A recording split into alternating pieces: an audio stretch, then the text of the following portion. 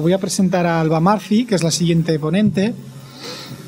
Alba viene de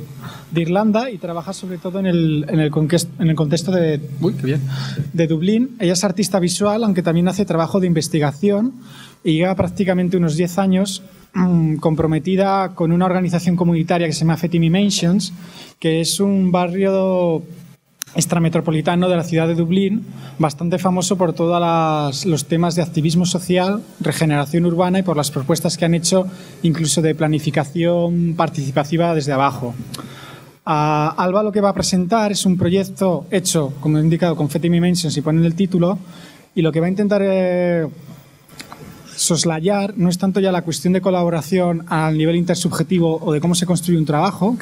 colaborativo entre proyectos o entre entidades y diferentes comunidades, sino que también va a intentar focalizar en un eje que es el eje pedagógico o el eje de la formación. Para hacer esto lo que va a hacer es presentarnos el proyecto de Values Review, que es un foro social donde ella trabaja con una socióloga analizando cuestiones o problemáticas sobre, por un lado, el desarrollo del arte comunitario y sus problemas a nivel político, pero a través de este análisis o primer mapeado, sobre todo, por otro lado, la idea de qué propuestas proactivas de formación se puede hacer y qué centros de interés existen desde las políticas culturales en Irlanda a través de un trabajo de 10 años de colaboración con esta sede comunitaria para poder construir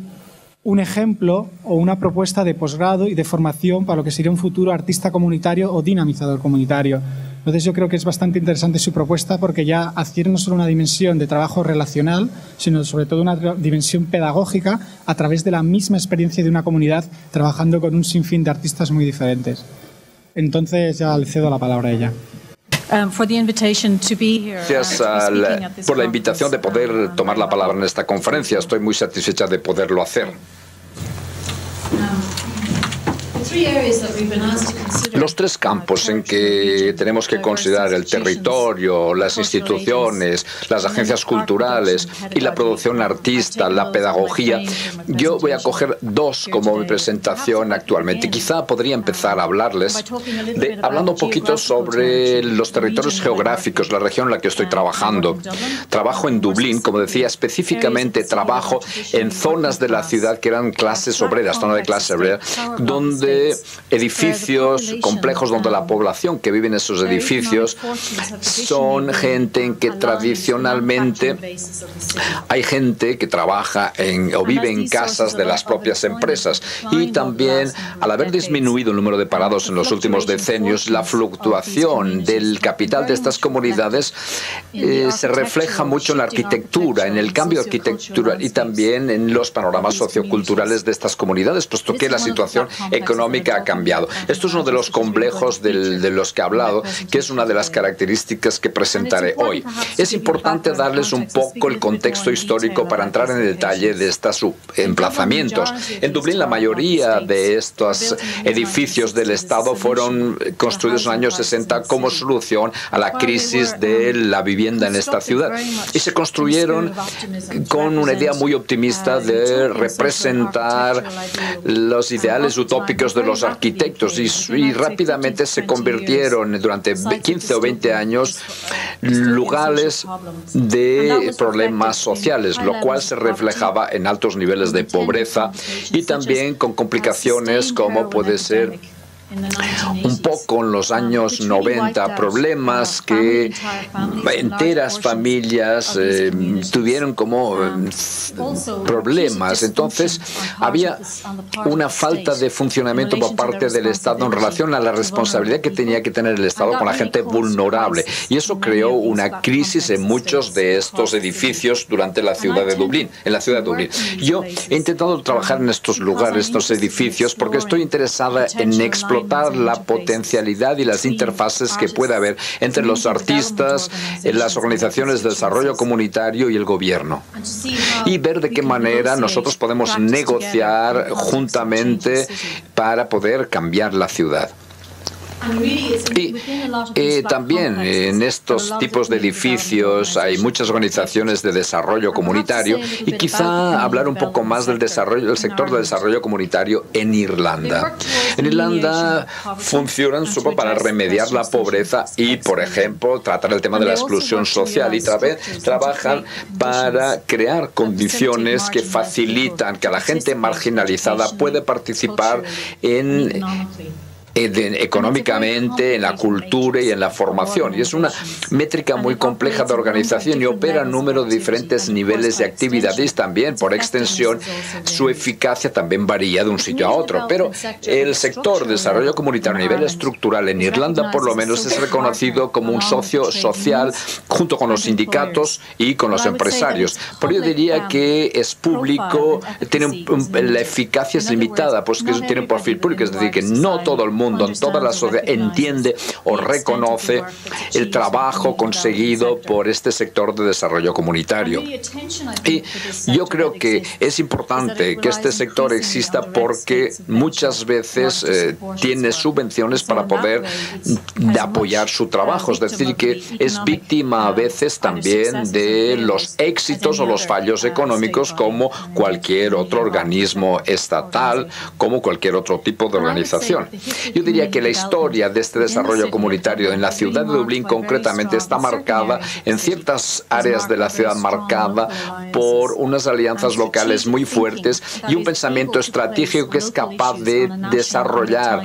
a nivel nacional o a nivel internacional, porque las organizaciones en este grupo del que voy a hablar hoy, yo creo que es un ejemplo muy evidente de todo esto. Siguiendo los años de las inversiones en estas casas y por las campañas por el sector del desarrollo comunitario en Irlanda, acompañado también por un boom económico durante los últimos 10 años, que ahora está en declive,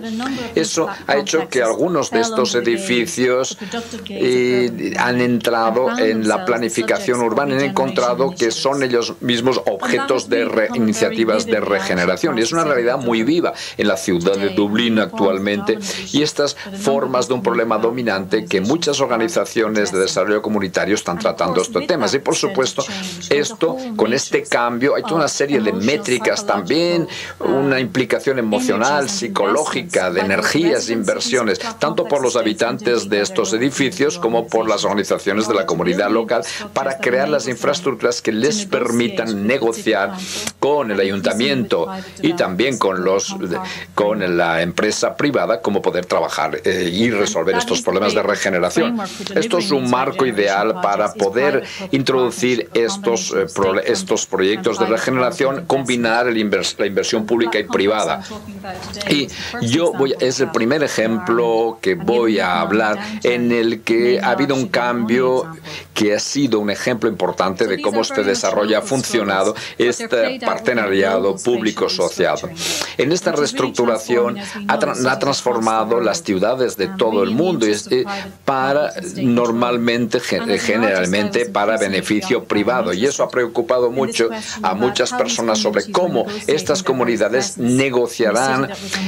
para que la ciudad pueda aceptar este cambio tan profundo. Y eso es una posibilidad para que los artistas negocien su presencia en conexión con todas estas preocupaciones de los habitantes, y ver cómo las prácticas culturales y artísticas tienen un papel para poder interrumpir esa tendencia que tiene el Estado cuando intenta resolver el problema para transformar estas ciudades, y siempre da una versión histórica para poder ganar e imponer lo que quiere sin un poco poder comunicarlo con los habitantes. Algunos, 7 de ellos, están en un proceso de negociación con la ciudad para rehabilitarlo, 10 están rehabilitándose, y la pregunta cuando uno intenta regenerar, estos son los complejos de los que voy a hablar hoy. Y de esta manera, esta pregunta de cómo nuestras prácticas, y voy a hablar un poco del proyecto que se llama Terrace Zones, que está directamente como respuesta a los desarrollos de estas comunidades comunidades. El Tower Songs es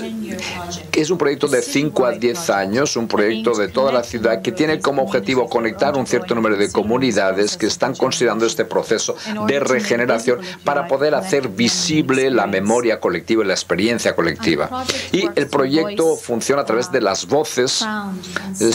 de sonidos, de son, que son un poco la idea de que es importante